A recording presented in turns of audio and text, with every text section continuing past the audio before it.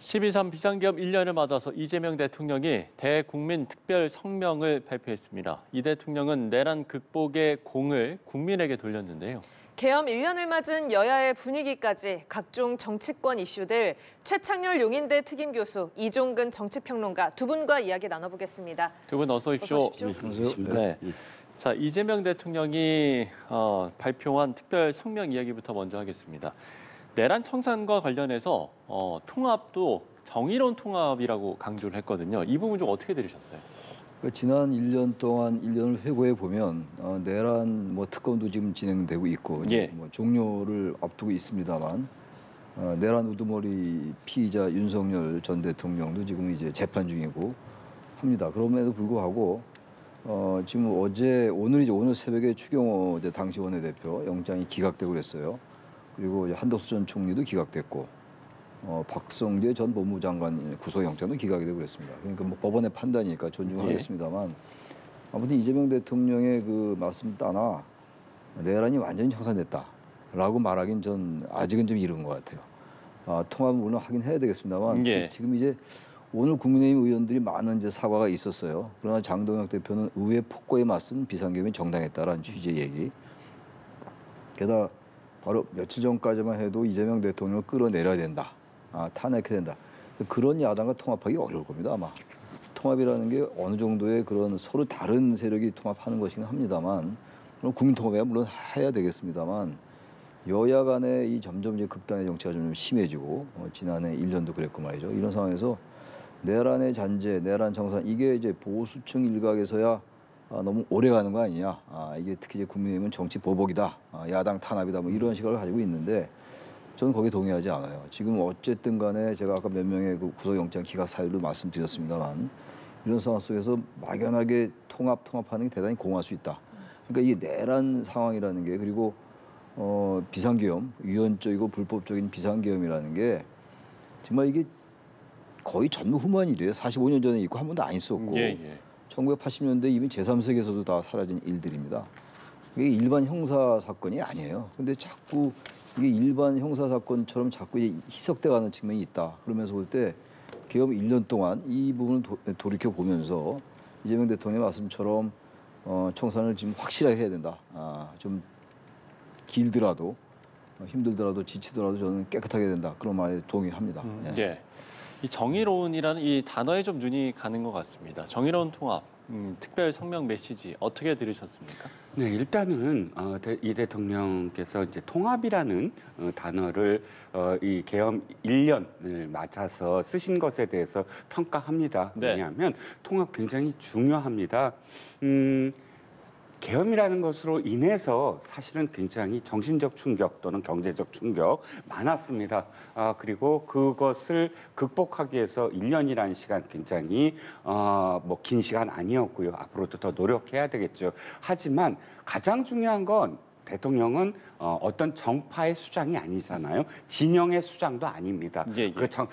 대통령은 지금 이번에 40%대의 지금 득표율을 얻었어요. 그럼 60%대는 어쨌든 대통령에 대해서 사실 투표를 하지 않은 사람들이잖아요. 그렇다면 또는 지금 지지율이 50%대라고 하더라도 나머지 49%는 사실 지지를 하지 않는 부정적 평가를 하는 사람들이에요. 그렇다면 대통령은 통합이라는 앞에 사실 수식어가 조금 아쉬웠어요.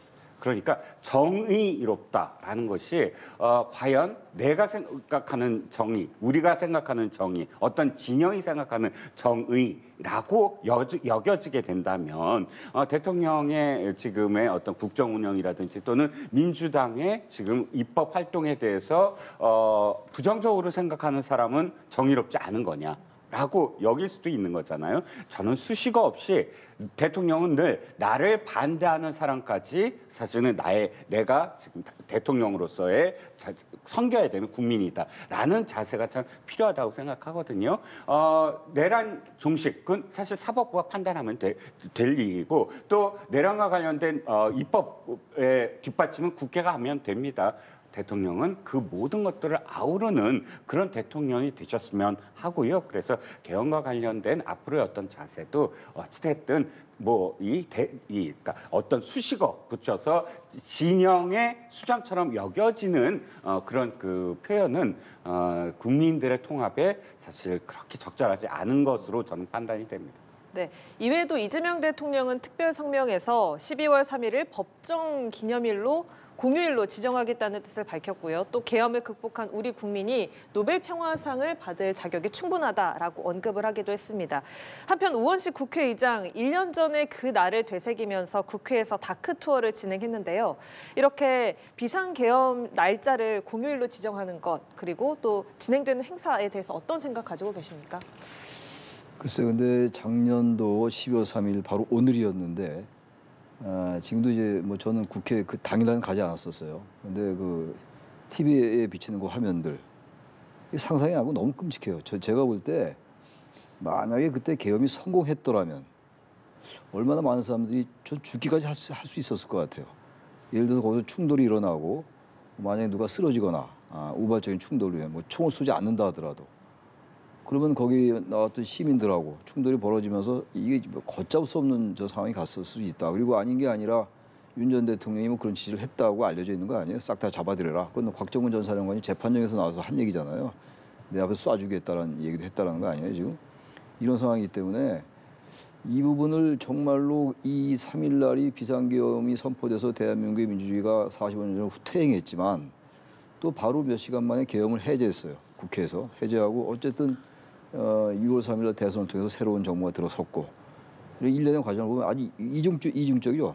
대한민국 국민이 위대한 힘을 발휘해서 위기를 극복했으나 무도한 세력이 내란을 획책했던 이러한 상황이기 때문에 저는 11월 3일 기념할 가치가 충분히 있다. 국민주권주의라는 측면에서 80년도 5.18 민주화 운동도 그래서 이제 5.18 기념일 얘기가 나오는 것이고 기념일 지정이 된 거고 더 거슬러 올라가면 4.19도 그렇고 말이죠. 1980년대에 60민주 대항쟁 87년도 그것도 고비마다 결국 국민들이 해낸 거예요. 그런 의미에서 볼 때 국민 노벨 평화상 값이다라는 건 정말 적절한 얘기였다고 생각되고 여야의 논의를 거쳐야 되겠죠. 이 기념일로 정하는 거. 그래서 야당이 이걸 동의 안 할 이유가 없을 것 같아요. 여기 또 사족 걸고 괜히 뭐 여러 가지 단서를 붙일 필요가 있을까라는 생각이 듭니다. 지금 오늘도 국회 앞에 많은 시민이 모여 있는 거 아니에요? 국민들이 기념할 수 있는 날이라고 생각합니다. 네, 작년에 그 시간 오늘처럼 저도 이렇게 뉴스를 또 진행하고 있었는데 정말 초유의 사태였습니다. 법정 공휴일로 지정하는 것에 야당이 동의하지 않을 이유 없을 거다라고 보셨는데 어떻게 보세요? 글쎄요. 교수님 말씀 제가 충분히 공감을 하지만 제가 지금부터는 사족이 될 것 같다는 생각이 좀 듭니다. 네. 왜냐하면 이겁니다. 말씀하셨듯이 5.18도 있고 4.19도 있고 60 민주항쟁도 있었습니다. 모두 다 공휴일은 아닙니다. 그런데 그날들 얼마나 많은 국민들이 사실 뛰쳐나와서 민주주의를 위해서 정말 희생도 하고 또 목소리도 높였습니까? 하지만 그날들 전부 다 엄숙하게 사실은 기념일로 지나갑니다. 공휴일이라는 건 그만큼 격상된 어떤 날 아닙니까? 그날들을 공휴일로 하지 않는데 지금 이 12.3이 그날들보다 더 특별할까? 그렇게 만약 거기에 대한 답을 한다면 사실은 지금 12.3은 좀 다르다. 왜? 이미 우리가 지금 60 항쟁으로 만들어진 87 그 헌법에서 충분히 이제는 그런 일이 되풀이되지 않도록 헌법에 48조 5항을 넣었다. 그래갖고 국회가 그것을 빨리 제의 요구할 수 있는 그런 권한도 줬고 또 이미 여기서 사실 시민들 말씀도 많이 하시지만 이미 군인들의 DNA도 우리가 더 이상 정치 개입하면 안 된다라는 것이 DNA에 각인되어 있었기 때문에 많은 군인들, 특히 영관급 군인들도 그렇고요. 현장 지휘관들이 명을 거역하지 않았습니까? 실제로 출동도 안 했고 뭐 편의점 가서 시간도 지연시켰고 이미 군인들이 우린 참여하면 안 된다라는 DNA. 또 국민들도 이것을 정말 이 계엄이 성공할 수 없다라고 텔레비전을 지켜보는 분들도 이미 그렇게 느낄 수 있는 그러니까 민주주의 회복력이 빨라진 것이거든요. 그러니까 6시간 만에 이렇게 된 것이고요. 그래서 이 날을 기리지 말자 이건 아닙니다. 네네. 난 기려야 되고 충분히 가치가 있다고 생각을 합니다. 하지만 특별히 이날만 더 특별해서 공휴일로 하고 더 의미를 부여해야 될까? 저는 좀 엄숙하게 이날이 좀 이렇게 길어졌으면 하는 바람이 더 있습니다. 예. 두 분의 조금은 좀 다른 의견을 들어봤습니다. 자, 그런가 하면 개헌 1년 여야의 분위기는 어떤지도 궁금한데요. 여야 대표 목소리 듣고 오시죠. 내란 잔재를 확실하게 정산하고 사법개혁을 반드시 완수하여 이 땅의 민주주의와 헌정 질서를 바로 세우겠다는 다짐을 새롭게 합니다. 2026년을 내란 정산과 민생개혁의 원년으로 만들겠습니다. 국민들께 큰 충격을 드린 계엄의 발생을 막지 못한 데 대해 국민의힘 국회의원 모두는 무거운 책임감을 통감하고 있습니다. 국민 여러분께 다시 한번 진심으로 사과드립니다. 네, 이렇게 여야의 목소리를 듣고 왔는데요. 민주당 정청래 대표는 내란 잔재 청산을 강조하면서 사법개혁 완수하겠다라는 뜻을 분명히 했습니다. 이 여야의 목소리들 좀 어떻게 들으셨습니까? 정청래 대표가 항상 해왔던 얘기입니다. 저도 아까 말씀드렸다시피 내란 잔재가 전 완전히 청산됐다고 보지 않아요. 예. 내란이라는 게 국헌문란을 목적으로 이제 폭동을 일으키는 내란인데 국헌문란이라는 거는 이제 헌정질서를 파괴하는 게 국헌문란이에요.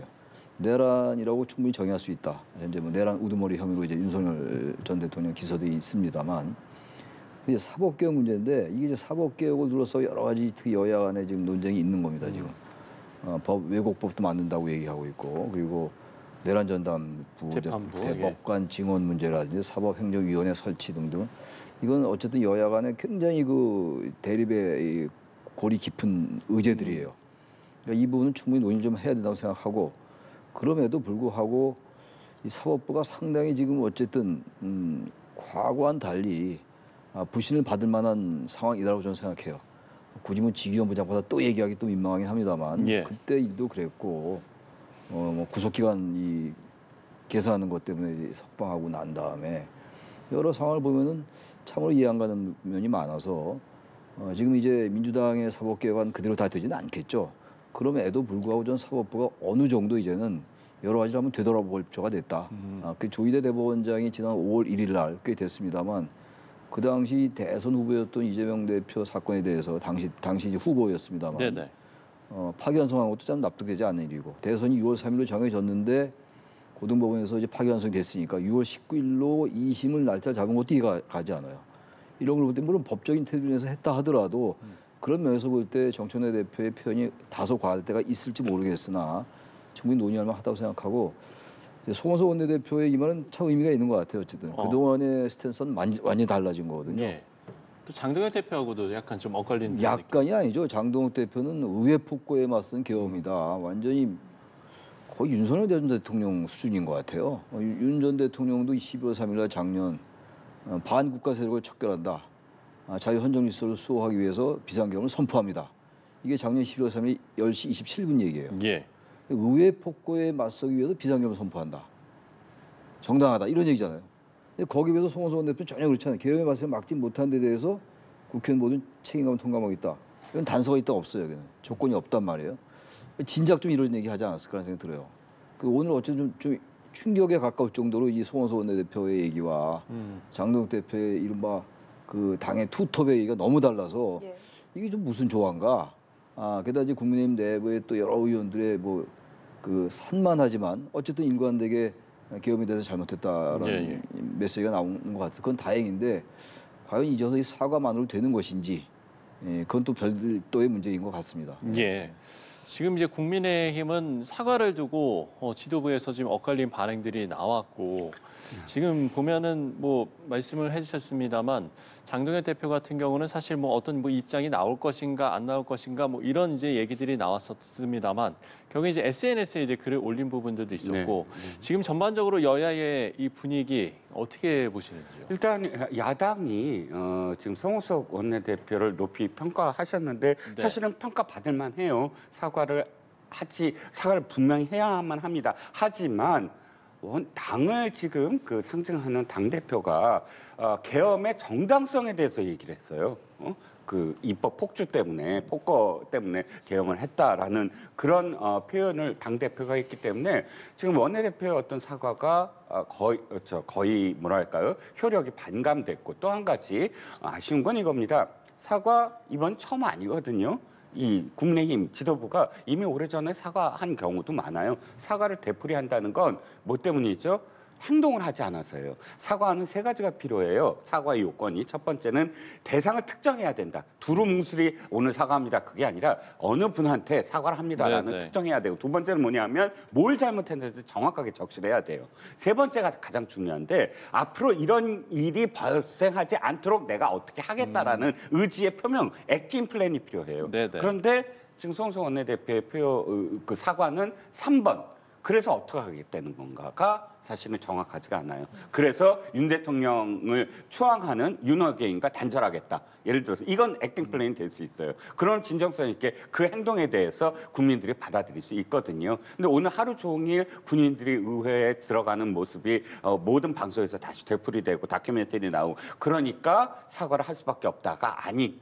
몰려서 하는 사과가 아닌 적극적으로 우린 이렇게 지금 변하고 있다. 우리를 믿어다오 하고 이 이슈를 끌고 나가야 되는 그런 제1야당이 되어야 된다고 생각하고요. 제1여당, 아까 1여당의 대표 얘기는 저는 한 가지 국민들이 바라봤을 때 이렇게 생각이 들 거예요. 아, 내란을 계속 가져가야만 하는 거 아니냐. 정치적인, 정파적인 어떤 이해관계 때문에. 네네. 그래서 내란 종식이 되면 더 불리한 거 아니냐. 내란을 계속 이끌어서 다음 선거, 다다음 선거까지 계속 하려는 어떤 그런 의도가 아니라면 이렇게 내란 잔재 운운하면서 공무원들한테 그 서로 의심하게 하고 투소하게 하고 제보하게 하고 하면서 계속 이 이슈를 끌고 나가려는 그런 의도라고 비춰지지 않으려면 당대표도 조금은 이 태도가 또는 어떤 표현이라든지 이런 거에서 정제돼서 국민들이 좀 더 여당을 신뢰할 수 있도록 해야 되는 어떤 표현이 있어야 되지 않을까라는 아쉬움이 있습니다. 네, 이런 가운데 어제 추경호 국민의힘 의원에 대한 영장 실질 심사가 9시간 동안 진행이 됐고 오늘 새벽에야 기각이라는 결과가 나왔습니다. 이 결과에 대한 여야의 반응 듣고 오겠습니다. 2024년 12월 3일이 윤석열의 비상계엄 내란 쿠데타라면 2025년 12월 3일 오늘은 내란 청산을 방해하는 제2의 내란 사법 쿠데타입니다. 구속영장이 기각되었다고 혐의가 없어진 것은 아닙니다. 재판을 통해 유죄가 확정된다면 국민의힘은 10번이고 100번이고 위헌정당 해산감이라는 것을 다시 한번 분명하게 말씀드립니다. 대한민국 사법부는 정의롭고 용기 있게 정치 특검을 멈춰 세웠습니다. 이재명과 민주당에 엄중히 경고합니다. 독재와 폭압을 멈추지 않는다면 더 이상 국민들께서 용서치 않을 것입니다. 반헌법적, 반민주적 내란몰이를 멈추지 않는다면 국민들께서 이 정권을 끌어내릴 것입니다. 네, 듣고 오신 것처럼 민주당 정청래 대표 제2의 내란 사법 쿠데타라면서 조희대 사법부를 정조준했고요. 또 반면에 국민의힘 장동혁 대표는 내란 몰이를 멈추라라고 목소리를 높였습니다. 이 여야의 엇갈린 반응 어떻게 보셨습니까? 저는 뭐 추경호 원내대표, 전 원내대표 영장이 전 발부될 줄 알았어요. 예. 대체로 네. 이제 기각 전망이 많았던 거 제가 예, 알고 그랬죠. 있는데 추경호 전 원내대표의 그날 그 행적을 보면 홍철호 전 정무수석 그리고 한덕수 전 국무총리 그리고 윤석열 전 대통령과 차례차례 통화를 했어요. 예, 예. 이제 나중에 주장하기는 이제 추 의원 주장은 윤 대통령이 이제 당시 먼저 알려주지 못해서 미안하다 뭐 이런 취지 얘기를 했다는데 그건 알 길이 없죠. 또 뭐 녹취록이 나와 있는 것도 아니고 녹음이 있는 것도 아닌데 그 상황에서도 그 얘기를 했을까요? 그 세 사람하고 통화를 이제 연이어하면서 결국은 이제 그동안 그 이후에 계속 이제 당사와 국회를 3번을 왔다 갔다 한단 말이에요. 3번을 바꾸고 이런 상황 속에서 어쨌든 18명밖에 거기 계엄 해제 표결에 참여하지 못했단 말이에요. 전 책임이 막중하다 봐요. 재판부는 쭉 읽어보니까 재판부가 그럼 과연 그때 그 비상계엄의 위법성을 인식했느냐를 물어봤다고 그러는데 그 재판부는 비상계엄의 위법성을 인식하지 못했다고 본 것 같아요. 그러니까 상 혼란스러운 상황에서 우왕좌왕했기 때문에 이거는 그런 의도가 없었다고 봤기 때문에 영장이 기각된 게 아닌가. 뭐 물론 구속영장이 기각됐다고 해서 나중에 이제 유무죄가 네, 또 영향을 재판 끼치는 결과는 전혀 또 별개의 네, 네. 문제긴 합니다만 아까 이제 정청래 대표가 그 얘기를 한 거 아니겠어요? 그냥 그게 이해가 안 가는 게 그럼 우리 시민들은 어떻게 거기 국회를 갔을까요? 위법하다는 걸 국회 현장에 있는 바로 본회의장 앞에 원내대표실이 2분 거리밖에 안 되는 거리에 있는 사람이 그 판단이 안 된다면 그리고 결국 추 원내대표 당시 원내대표는 표결을 참여하지 않았잖아요. 근데 그걸 재판부가 인식을 안 할 수 있다고 봐서 만약에 그 영장을 기각했다. 이른바 이제 혐의와 법리에 다툼이 여져 있다고 판단했다. 저는 그 재판부가 이상한 것 같아요. 그거만 만약에 입증이 됐다면 이 영장 발부한다는 얘기 아니에요. 그래서 근데 그 위법성을 인식을 못했다고요? 이게 말이 됩니까?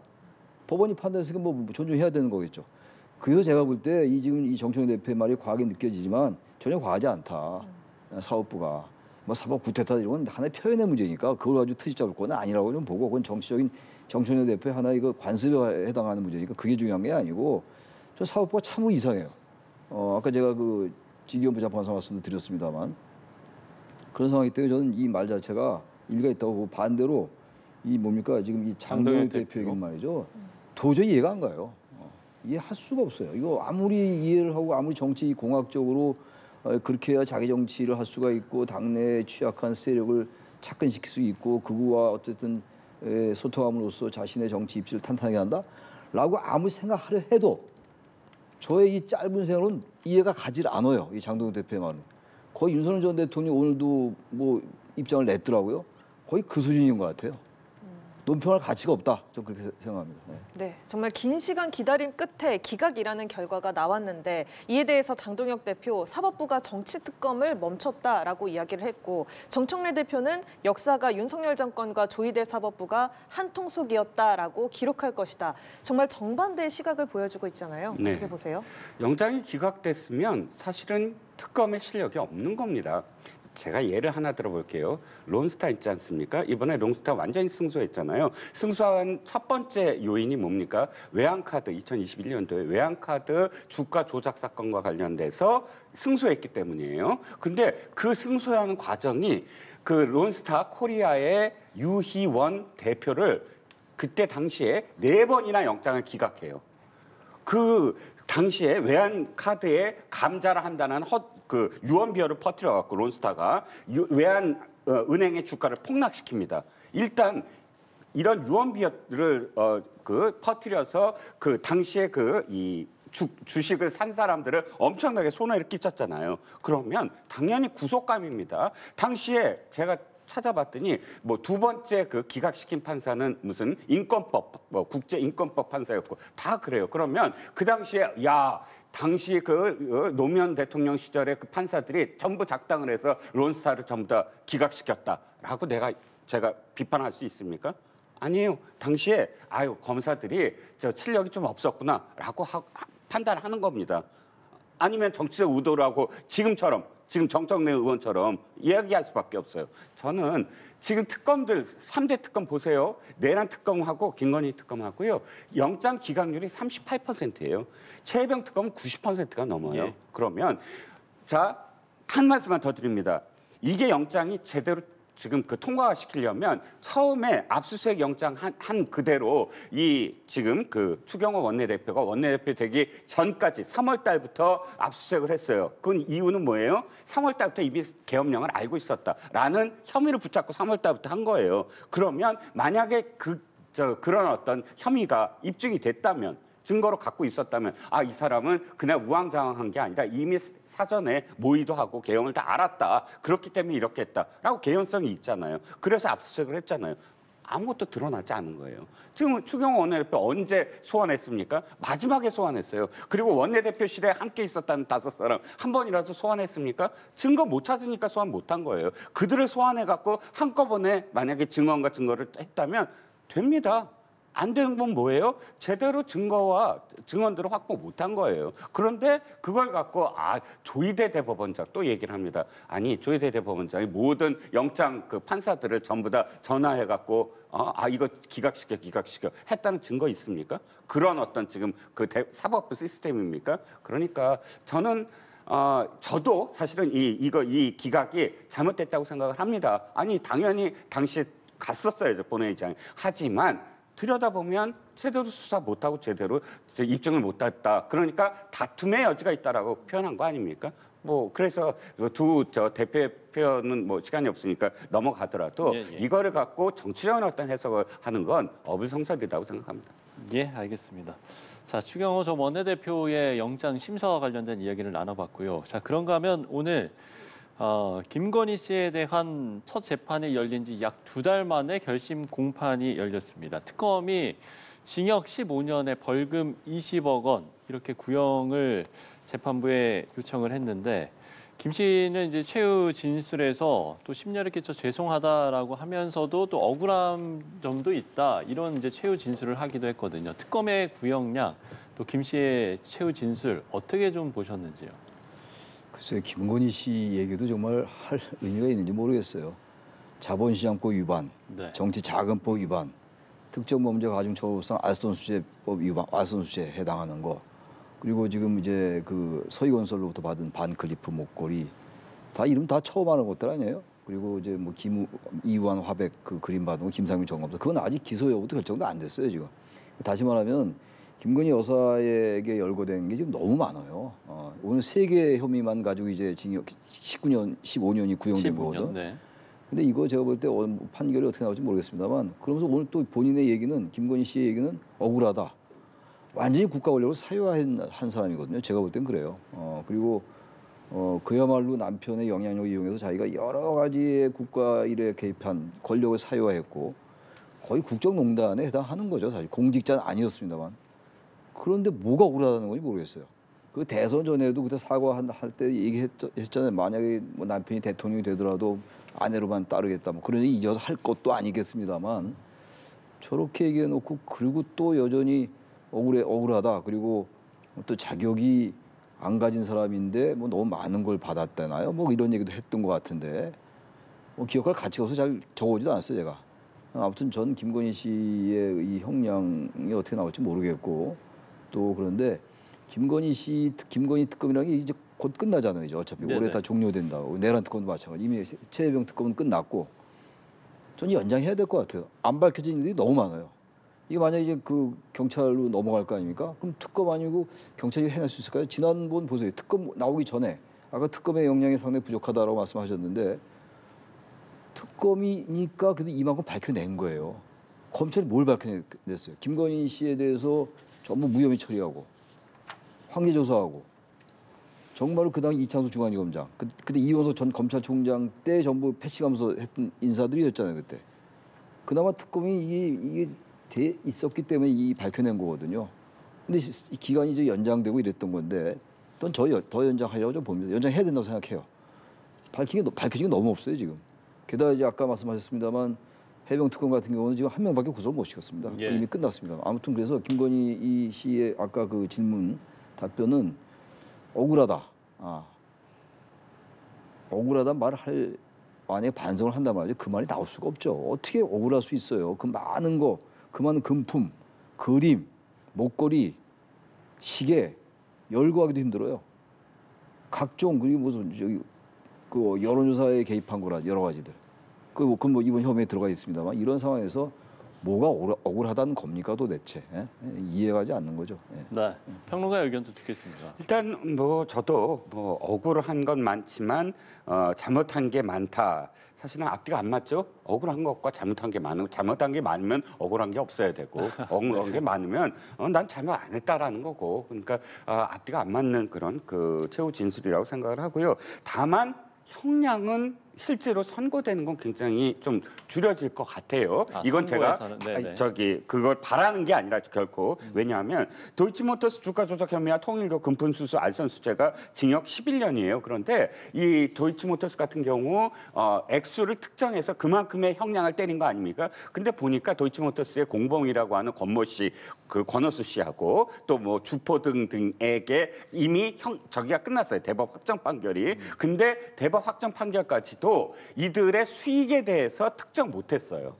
그리고 형량이 이렇게까지 크지 않아요. 근데 지금 종범인 지금 김건희 여사에게 내린 형량이 그들보다 지금 많거든요. 그렇기 때문에 이게 또 조정될 것 같고 두 번째 이제 아마 그 선고 과정에서 이게 회자될 것 같아요. 경제 공동체까지는 우리가 들어봤잖아요. 박근혜 대통령 네네. 사건에서. 근데 이번에 정치 공동체라는 말이 나와요. 그러니까 윤 대통령 부부가 정치 공동체이기 때문에 명태균 씨로부터 여론조사 정치자금법 위반이다. 이렇게 되거든요. 근데 정치 공동체가 가능할까? 대통령 부인과 대통령이 정치 공동체다. 그러면 대통령 부인이 정치적인 어떤 역할이 있고 정치적인 이득을 취할 수 있다라는 게 가정이 돼야 공동체가 형성이 되는데 물론 저는 김건희 여사가 정치적으로 뭘 들어줄 수 있다, 뭐 공천을 어떻게 한다라고 개입한 것에 대해서 대단히 부적절하고 이거는 어떤 단죄를 해야 된다고 생각하지만 그것에 대한 어떤 혐의를 정치 공동체라는 모호한 개념으로 지금 형량을 때렸기 때문에 이것도 나중에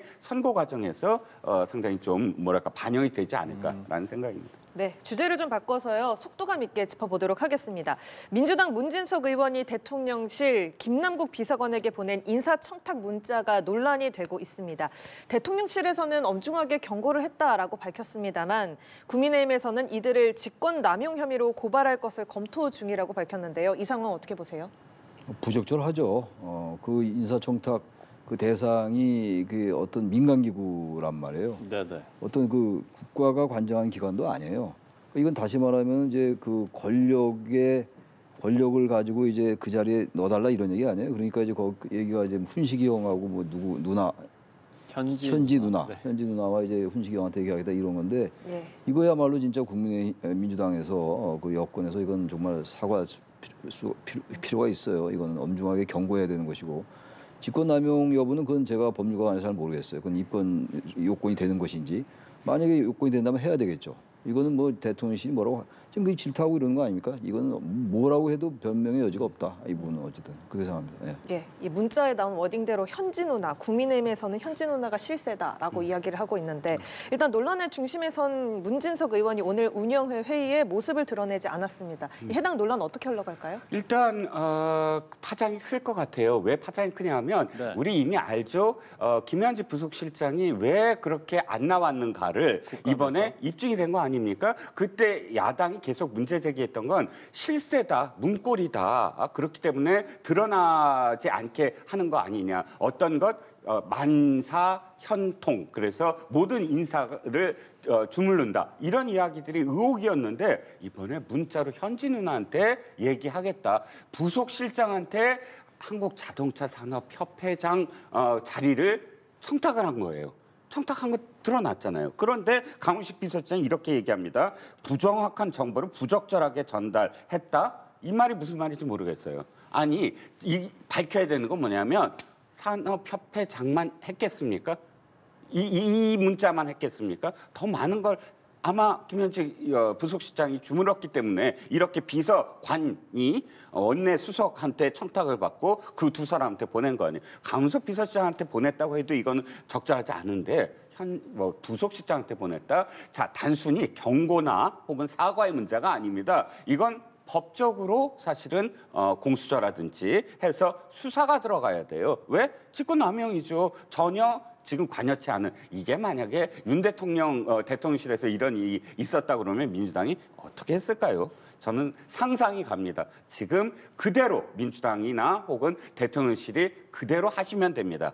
자신들이 만약에 야당 시절에 이런 일이 있을 때 문제 지적한 것처럼 그 문제를 풀어나가는 것도 그 지적처럼 풀어나가시면 될 것 같습니다. 네, 한 가지 이슈만 더 짧게 짚어보겠습니다. 오늘 이제 국회 법사위에서는 설전이 벌어졌는데 그 신동호 국민의힘 의원이 지금 이제 성추행 의혹을 받고 있는 민주당 장경태 의원을 향해서 나가라, 법사위원 자격 있냐 이렇게 하자라고 이야기를 하면서 오늘 이제 법사위에서 여러 가지 좀 공방들이 벌어졌었는데 이 모습은 좀 어떻게 보고 계세요? 그 장경태 의원 거는 지금 이제 장경태 의원의 주장과 그리고 이제 그 고소인의 주장이 좀 다르잖아요. 네네. 일단 뭐 수사를 하겠죠. 수사를 해서 밝혀질 것이기 때문에 어느 게 맞다고 얘기할 수 없어요. 지금 이 자리에서. 그런데 신동우 의원은 이게 법사위에서 이제 이게 이해 충돌에 해당한다는 거란 말이에요. 지금 왜냐하면 이제 고소가 된 사건이니까. 근데 법사위에서는 이건 행안위는 아니니까. 경찰은 이제 법사위 관련은 아니죠. 경찰은 행안이긴 해요. 네네. 그래서 이제 장경태 의원이나 민주당은 그건 맞지 않다고 얘기하는 건데. 그게 본질이 아니라 어쨌든 상대방의 약점을 서로 얘기하는 거죠. 아무튼간 이 본질은 장경태 의원의 이 사안이 이제 진위가 밝혀지는 게 더 본질이라고 생각합니다. 예. 예.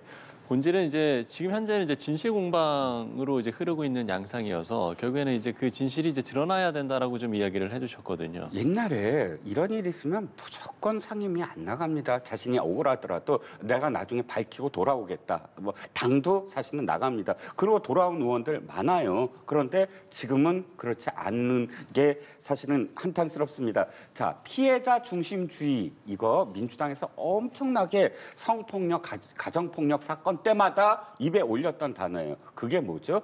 피해자 중심으로 생각을 해야 된다. 왜냐하면 특히나 성폭력 등은 가해자의 보복이 너무나 쉽게 벌어질 수 있는 어떤 뭐랄까요? 상하관계 이런 거. 지금도 상하관계죠. 재선 의원과 보좌관이에요. 물론 같은 어떤 의원실은 아니지만 특정 의원의 보좌관, 더군다나 8급 보좌관과 재선 의원의 관계예요. 1년 동안 속글에서 못했다라고 추정할 수 있는 부분이에요. 그런데 버젓이 법사위에서 물론 경찰이 아니라곤 하지만 경찰에서 어디 갑니까? 송치되면 검찰로 가고 그다음에 기소됩니다.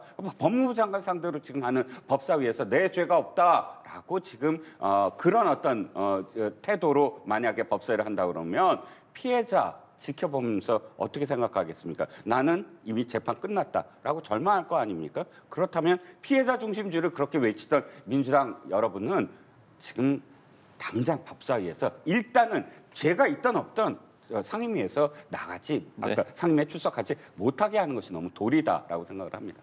네, 알겠습니다. 비상계엄 1년을 비롯한 현 시점 정치권 이슈들 짚어봤습니다. 지금까지 최창렬 용인대 특임 교수, 이종근 정치평론가 두 분과 함께했습니다. 고맙습니다. 고맙습니다. 네.